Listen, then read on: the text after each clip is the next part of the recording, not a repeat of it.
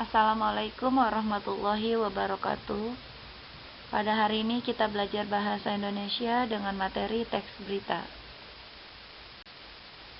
Tujuan pembelajaran: setelah mengikuti serangkaian kegiatan pembelajaran, diharapkan siswa mampu 1.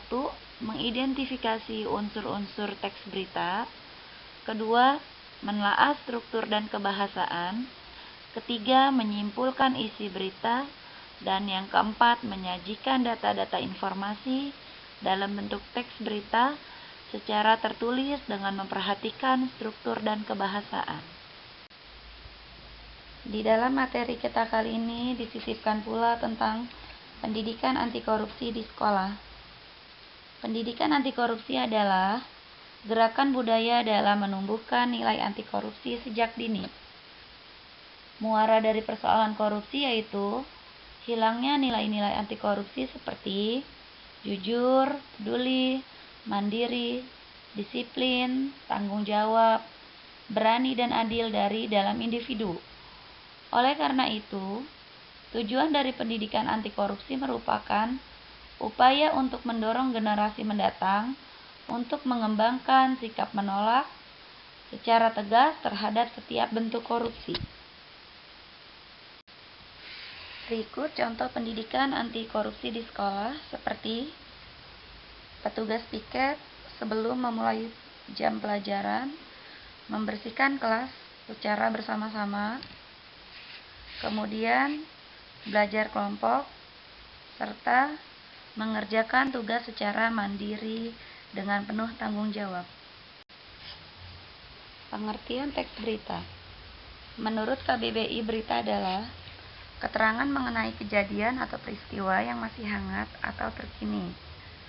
Kemudian unsur-unsur berita.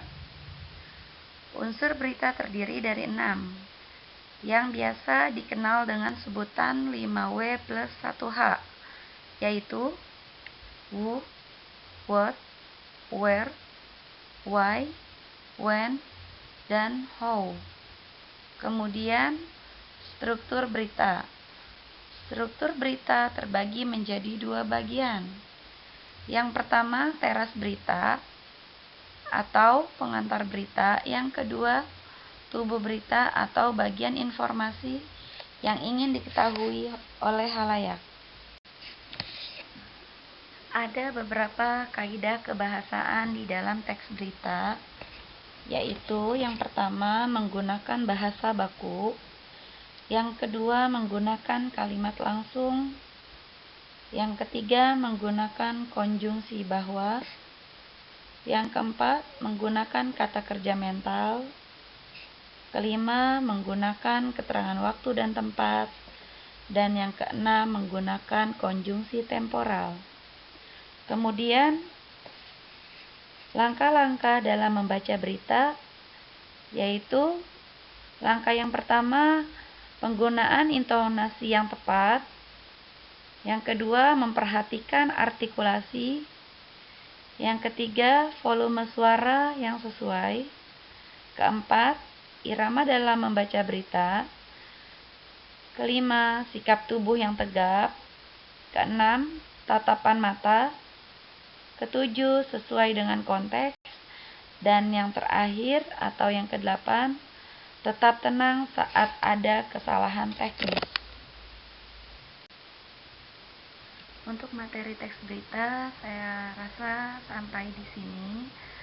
Saya ucapkan salam sehat dan semangat, serta terima kasih.